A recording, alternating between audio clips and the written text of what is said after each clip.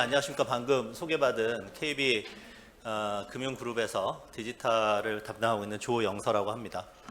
오늘 제가 말씀드린 내용은 아까 모두의 위원장님하고 김봉구 사장님께서 얘기했듯이 현재 금융산업 전체에 구조적 개편이 많이 일어나고 있습니다. 빅블러 시대에 빅테크라든지 핀테크라든지 금융에서 들어오고 있고, 또 금산분리 완화 기조에 따라서 금융 회사들도 플랫폼 회사로 진화를 하고 있고, 또 비금융 산업의 진출 전략들을 짜고 있습니다. 가운데서 저희 KB가 어떻게 이 금융 플랫폼을 바라보고 있고 어떤 전략들을 갖고 있는지에 대해서 한 25분 동안 간략하게 좀 소개를 드릴까 합니다.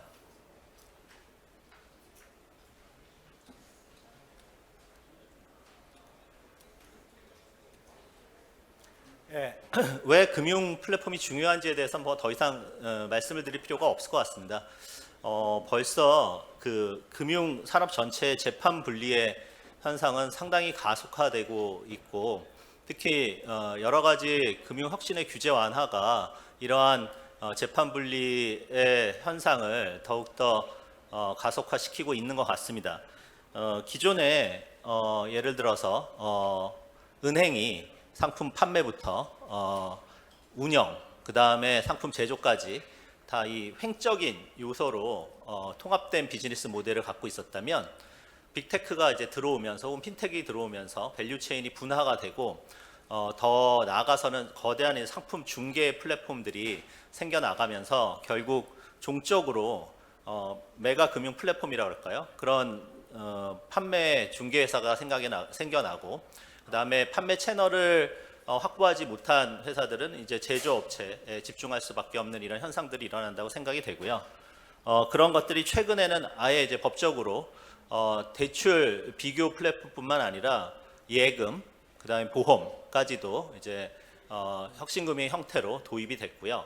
더 나아가서는 대출 비교에 있어서도 5월 말 정도 되면은 대환대출이 손쉽게 비대면에서 신용대출부터 시작해서 일어날 수 있는 이런 현상들이 일어나고 있고, 마이데이터 사업자가 정보의 확대가 마이데이터에 수여되는 정보의 확대가 확대되면서 마이데이터 사업자 자체가 금융에 대한 정보들을 거의 고객 동의하에 확보하고 있기 때문에 이러한 플랫폼을 구축할 수 있는 여러 가지 환경은 이제 실행되고 있다고 이제 생각이 됩니다.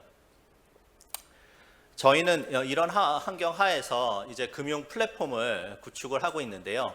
일단은 모든 그 플랫폼 중에서, 저희 갖고 있는 플랫폼 중에서 은행의 뱅킹 앱을 중심으로 해서 저희가 갖고 있는 금융 계열사들의 여러 가지 서비스를 탑재하는 전략을 재작년에 걸쳐서 이제 실행을 했습니다. 그래서 카드에는 저희가 페이가 있고요.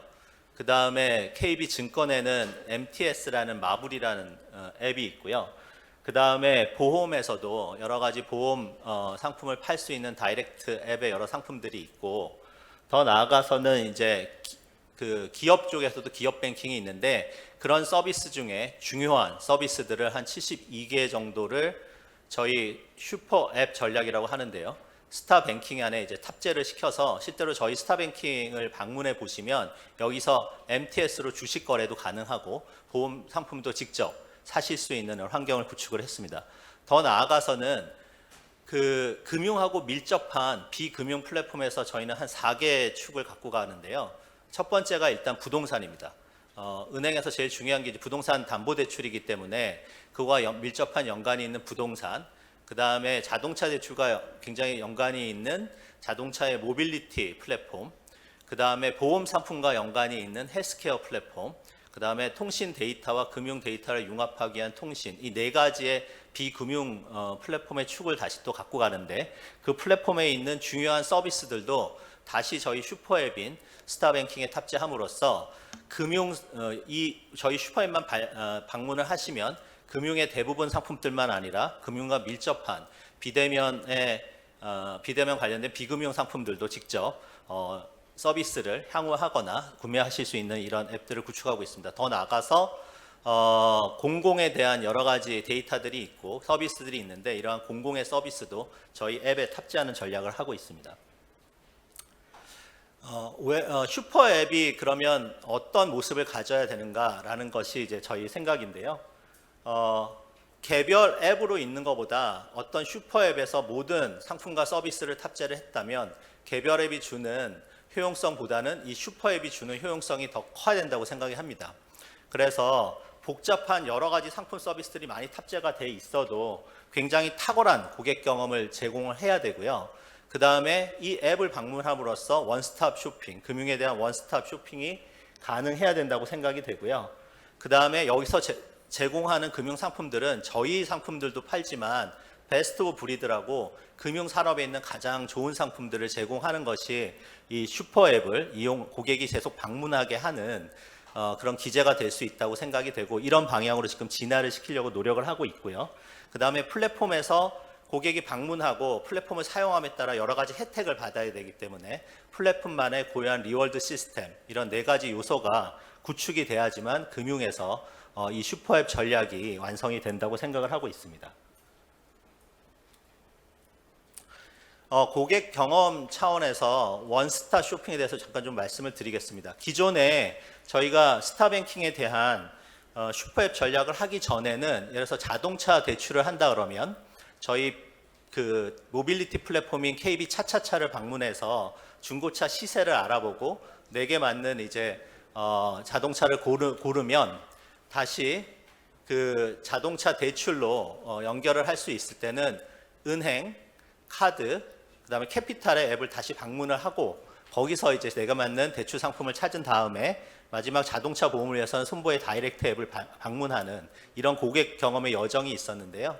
저희가 이번에 슈퍼앱으로 통합하면서 이 모든 서비스들이 다 한꺼번에 잠겨 있기 때문에 그냥 이 앱 안에서 자동차 매물을 검색할 수도 있고, 거기서 내게 맞는 자동차를 선택을 하시면 계열사가 제공하는 모든 자동차 대출에 대한 상품을 검색할 수도 있고 자동차 보험을 직접 가입할 수도 있는 이런 체계를 만들었습니다. 그래서 고객 경험 측면에서는 훨씬 여정이 짧아지고 원스톱 쇼핑이 가능하게 됐고요.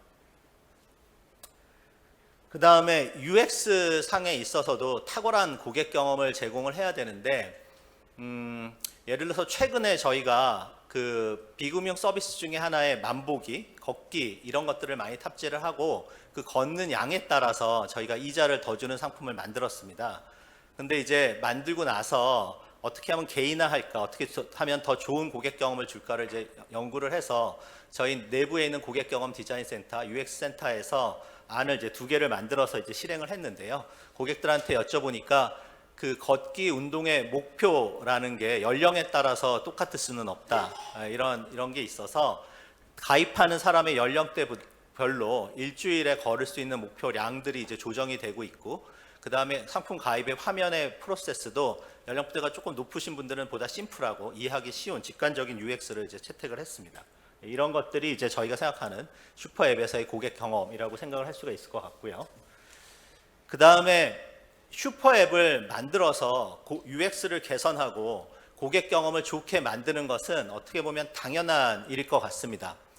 더 나아가서 고객별로 개인화된 경험 혹은 소위 말하는 초개인화를 만들기 위해서는 이 플랫폼 내에 들어가는 데이터, 그것을 구성하고 있는 엔진으로서의 초기화가 굉장히 중요해지기 때문에 지금은 마이 데이터, 그 다음에 앱상에서의 여러 가지 로그 분석을 통한 행태 데이터, 그 다음에 비금융 데이터, 혹은 저희가 통신업을 하고 있기 때문에 통신에서 들어온 데이터, 이런 모든 데이터들이 지금 내부적으로 쌓이고 있습니다. 그래서 그 데이터를 가장 잘 정제하는 것이 왼쪽에 있는 그 퓨처마트를 이제 구성하는 거고요. 그래서 고객들에 대한 데이터를 여러 분야에 대해서 축적을 한 다음에 결국은 플랫폼이라는 것이 좋은 고객 경험을 해서 트래픽을 창출하고 타임쉐어를 늘린 다음에 트랜잭션, 그 상품 판매로 연결되기 위해서는 결국 개인별로 이 사람의 니즈를 잘 파악해서 어떤 상품, 어떤 서비스, 어떤 컨텐츠가 있는가를 한 다음에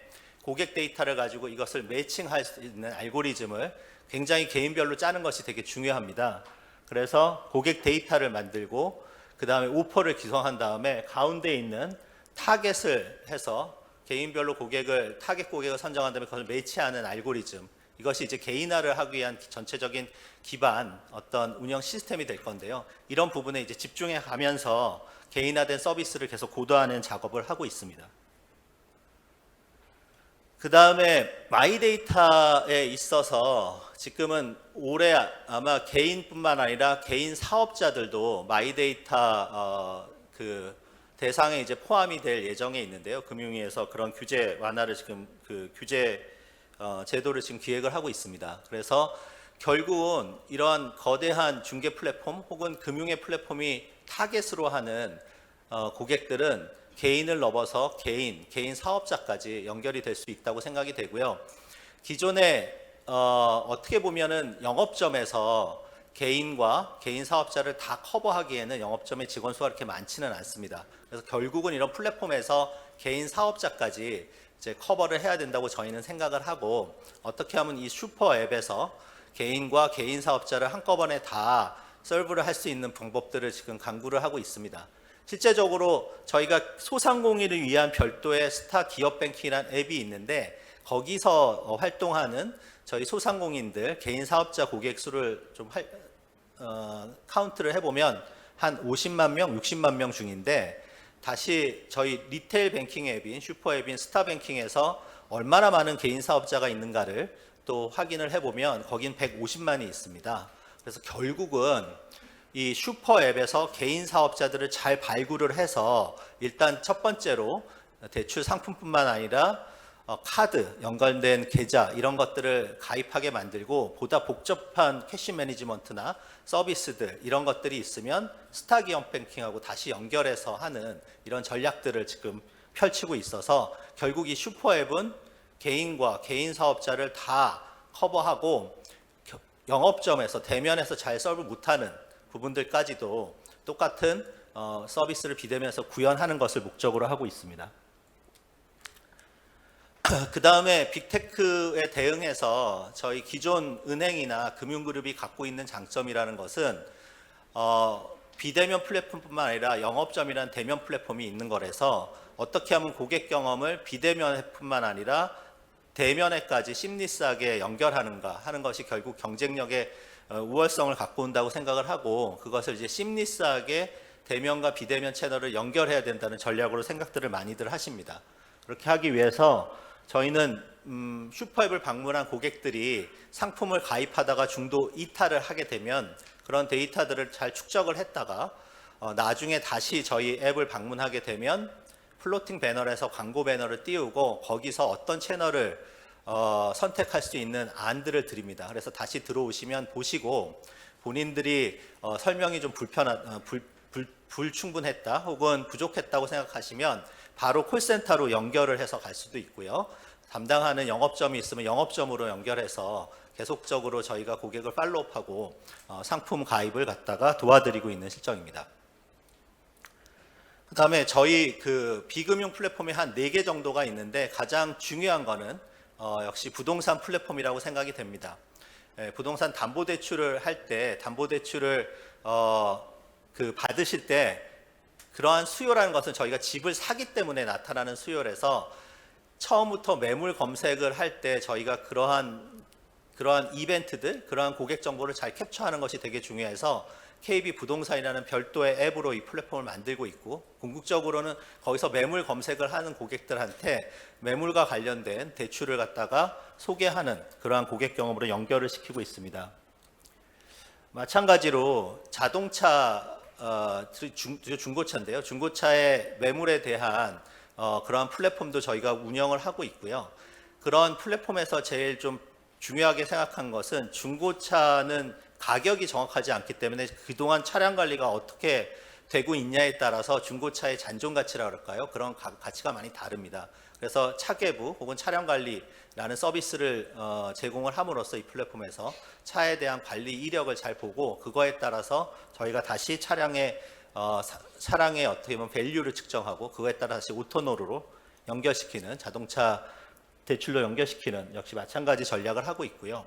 그 다음에 금융에서 되게 중요한 게, 보험 쪽에서는 사람들이 어떻게 건강관리를 했고 그것에 따라 어떤 병을 갖고 있는지, 이런 이력들이 되게 중요합니다. 그거에 따라 보험료 측정 자체가 달라질 수 있기 때문에 역시 헬스케어에 있어서도 저희가 독자적인 플랫폼을 구축을 했고, 아직은 B2C 일반 고객들한테 오픈은 안 했지만 B2B 기업 고객들한테는 일부 오픈을 해서 저희가 테스트를 하고 있고, 마찬가지로 나중에 건강관리라든지 식단관리라든지 여러 가지 정보가 획득이 되면 보험 상품하고 연결하는 전략을 구사할 생각입니다. 마지막으로 저희가 혁신금융사업자 1호가 그 알뜰폰 사업이라는 리브 M이었습니다. 기존에 이제 통신 데이터라는 것이 금융의 데이터하고 결합됐을 때 보다 그 정확한 고객들의 신용평가가 가능해지고요. 그 다음에 여러 가지 융복합 상품이 가능하다고 저희는 생각을 하고 있습니다. 그래서 이번에 새롭게 은행권 최초로는 부수 업무로 저희가 MVNO, 즉 알뜰폰 사업을 할 수 있는 그런 승인을 받아서 하고 있고요. 최근에는 MZ세대들을 잡는 데 상당히 유용한 플랫폼이라고 생각을 합니다. 과거에는 알뜰폰이 어떻게 보면 통화 품질이 나쁘다는 잘못된 생각들을 많이 갖고 계셨는데, MZ세대 고객들은 통화 품질이 똑같은 것도 알고 오히려 합리적인 요금제라 생각해서 굉장히 많이 쓰시고 있고, 그 자급제 폰이 보급되면서 이러한 현상이 더 가속화되고 있는데, 그래서 저희도 한 45만 정도 지금 가입이 돼 있고요. 거기서 획득한 정보를 가지고 융복합 상품, 그러니까 통신 전용 카드를 만든다든지 통신 전용 저축 상품을 만든다든지, 그 다음에 통신과 금융이 결합된 요금제를 만든다든지, 아니면은 신용평가를 고도화시킨다든지 이러한 작업들을 하고 있습니다. 그 다음에 저희가 구축하는 이 생태계 안에서 저희가 직접 금융의 앱들을 통합시키고 비금융 앱들을 저희가 구축하기도 하지만 저희가 모든 플랫폼의 생태계를 다 조성할 수는 없습니다. 그래서 제휴가 중요해지고, 요새는 제휴를 함에 있어서 단순히 제휴를 했다고 제휴가 꼭 잘 된 거는 같지는 않고요. 반드시 후속 투자라든지 그런 걸 통해서 보다 좀 긴밀하게 협조를 하는 게 필요해서 4대 저희 그 아까 말한 비금융 축을 중심으로 해서 일단 모빌리티와 관련해서는 신문에도 났다시피 저희가 팀의 모빌리티라는 SK 그룹사하고 MOU를 맺고 제휴를 맺고 거기에 대규모 이제 2천억을 투자를 해서 같이 모빌리티 사업을 진행하고 있습니다. 그래서 저희 플랫폼을 보다 확장하기 위해서 보통 한국의 그 앱들을 보면 비금융 플랫폼이 굉장히 많고요. 금융 플랫폼이 있는데 중복 고객과 비중복 고객을 해보면 한 50% 정도는 비중복 고객으로 나옵니다. 그렇기 때문에 괜찮은 비금융 플랫폼과 저희가 제휴를 한다면, 예를 들어서 팀의 모빌리티 같은 경우에는 1,300만 정도 되는 고객을 갖고 있는데 700만 정도는 저희 스타뱅킹인 슈퍼앱을 쓰지 않는 고객이기 때문에 확장 전략을 써서 거기다가 저희의 예를 들어서 음성 뱅킹 혹은 KB페이를 탑재해서 저희 고객화하는 전략을 하고, 마찬가지로 팀의 모빌리티에서도 저희 스타뱅킹을 이용하는 고객들을 자기의 고객화함으로써 이런 고객 기반을 확대하고 시너지를 일으키는 전략들을 구사하고 있습니다. 그 다음에 이런 플랫폼 전략을 다 하더라도 결국 실행하는 주체는 인재일 수밖에 없습니다. 그래서 타임 투 마켓, 상품을 빨리 시장에 내보내기 위해서는 자체 개발자들을 굉장히 많이 확보를 할 수밖에 없는 상황이고, 저희도 한 2, 3년에 걸쳐서 리크루팅을 굉장히 열심히 했습니다. 그래서 인재 경쟁이 굉장히 심하게 일어나서 빅테크하고 경쟁이 이러다 보니까 많이 개발자들의 임금도 굉장히 상승하고 그랬었는데요. 최근에 그래서 특히 대학생부터 시작해서 캠퍼스 리크루팅도 시작을 했고, 모셔온 다음에 자체 개발자로서 계속 커리어 패스를 갖고 가고 역량을 부스트하기 위해서 거기에 맞는 교육 프로그램, 그다음에 육성 프로그램도 저희가 만들고 있고요. 그다음에 디지털 혁신을 함에 있어서 개발자들 혹은 플랫폼을 운영하는 사람들만 가지고는 변화가 잘 일어나지 않습니다. 그래서 전 직원, 저희가 그룹 전체로는 한 26,000명 되고요. 은행으로 따지면 한 16,000명 정도인데, 그 전 직원을 가지고 디지털에 대한 문해력을 갖다가 굉장히 쉽게 이해할 수 있도록 하는 그런 교육들도 저희가 한 2년에 걸쳐서 전 직원을 대상으로 하는 교육들도 지금 시행하고 있습니다. 그 다음에 결국은 플랫폼이라는 것이 잘 가고 있느냐라는 것이 구축 이후에 굉장히 중요하다고 생각이 됩니다. 그래서 이 플랫폼을 관리하는 체계로서 여러 가지 운영 지표들을 저희가 마련을 하고, 그 다음에 성과 측정 지표들도 마련하고 있는데, 하나는 이제 제일 중요하게 생각하는 것이 MAU라는 것입니다. 트래픽과 관련돼서 월간 활성 이용자 수. 한국의 뱅킹 플랫폼을 다 모아보면 한 7천 정도 되는 것 같아요. 7천만 MAU. 여기서 플랫폼으로 살아남고 플랫폼으로 워킹하기 위해서는 저희는 MAU가 한 1,000만 정도는 넘어야 된다고 생각을 합니다. 그래서 계속 1,000만 돌파 이후에도 더 높은 목표를 세팅해 놓고 일단 트래픽을 관리를 하고 있고요.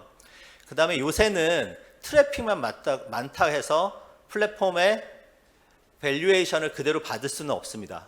수익을 창출하는 퀄리티를 보게 돼 있는데, 그래서 저희가 수익성 지표와 트랜잭션 지표도 늘 관리를 합니다. 그래서 얼마나 통해서 저희 슈퍼앱이 어떤 상품들을 팔고 수익성이 어떤지를 이제 보고 있고요.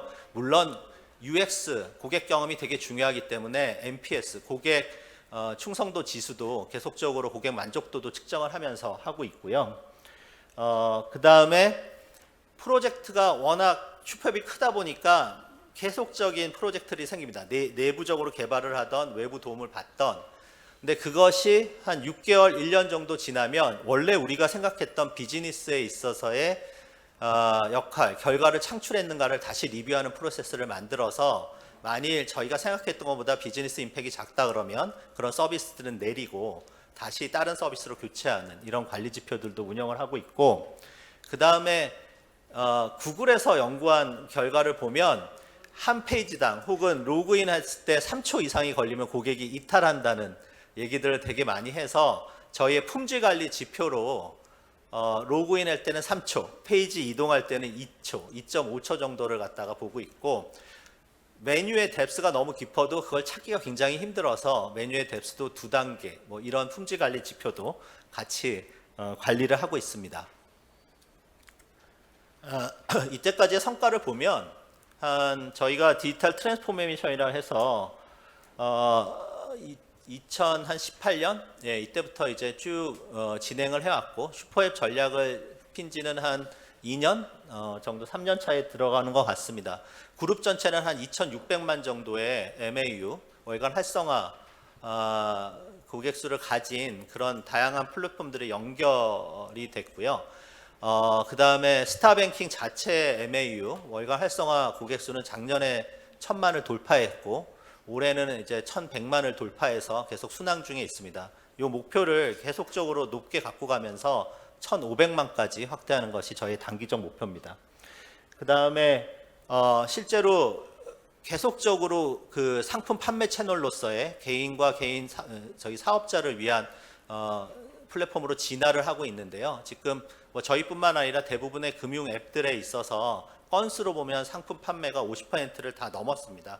그래서 리테일 뱅킹과 어떻게 보면 개인 사업자 뱅킹에 굉장히 중요한 채널로 진화를 되고 있다고 생각이 되고, 이런 부분을 더 가속화해야 된다고 생각이 됩니다. 마지막으로 마치면서 좀 정리된 말씀을 좀 드릴까 합니다.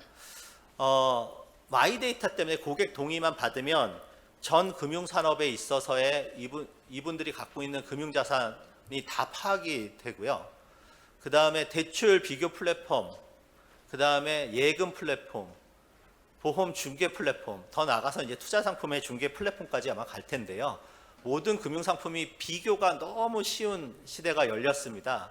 그 다음에 대환대출 플랫폼으로 클릭 하나만 하면 저희가 신용대출을 바로 낮은 금리로 갈아탈 수 있는, 지점을 방문 안 해도 그런 시대이기 때문에 절대적인 공급자 위주의 시장이 아니라 소비자, 고객 중심의 시장이라고 생각을 할 수 있어서, 이 고객을 잘 서브하고 고객 경험을 플랫폼에서 개선하는 것이 너무너무 중요한 시대다, 이렇게 생각이 되고요. 그 다음에 빅테크들도 똑같은 플랫폼으로 경쟁을 하고, 금융회사들도 역시 플랫폼으로 경쟁을 하기 때문에 플랫폼의 무한 경쟁 시대라고 생각이 됩니다. 근데 한국같이 이렇게 많은 규제들이 이 혁신을 서포트하는 상황에 있어서는 이 플랫폼에서 이 플랫폼 하나만, 좋은 플랫폼 하나만 여러분들이 거래를 하시면 내가 사회 초년생 혹은 그 어릴 때부터 대학생부터 은퇴할 때까지 이 앱으로 모든 금융생활을 끝낼 수 있는 이런 시대이기 때문에 결국은 이 플랫폼 간의 경쟁을 통해서 재판 분리도 구조화가 되지만 플랫폼 간의 컨sol리데이션도 결국은 일어날 수밖에 없다고 생각됩니다. 결국 아마존이라는 그 어떻게 보면 에브리띵 스토어가 미국에서 많을 필요는 없는 거죠. 한국도 마찬가지라 생각되고 그 컨sol리데이션 게임에서 계속적으로 살아남는 그런 전략들이 요구되는 시기라고 생각이 되고요. 아까 우리 고승범 장관님께서 챗GPT 얘기를 잠깐 하셨는데 이제는 정말 어떻게 보면은 AI라든지 데이터라든지 혹은 컴퓨팅 파워라든지 이런 게 너무 싸지고 그 다음에 상용화되는 그런 시대가 열린 것 같습니다. 지속적으로 아마 AI에 대한 기술은 계속 발전을 할 건데 그럼 차별화 포인트는 어디서 올 것인가? 클라우드 때문에 저희가 그런 컴퓨터 리소스도 계속 구입할 수 있는 세계에서 결국은 우리만이 갖고 있는 프로프라이터리 데이터가 차별화 포인트를 갖고 올 거라고 생각을 하고 있고요. 저희가 어떻게 하면 내부적으로 이런 관련된 데이터들을 잘 축적을 하고 분석을 해서 고객한테 더 나은 개인화된 서비스를 잘 할 수 있느냐가 결국 나중에 이 플랫폼 간의 경쟁에서 성패를 가를 것이라고 생각하고 이 부분에서 좀 집중을 하고 있고 저 다음에 아마 발표를 해주실 항보현우 상무님께서도 그 부분에 관해서 아마 잘 발표를 해줄 거라고 생각됩니다. 이상으로 제 발표를 마치겠습니다. 감사합니다.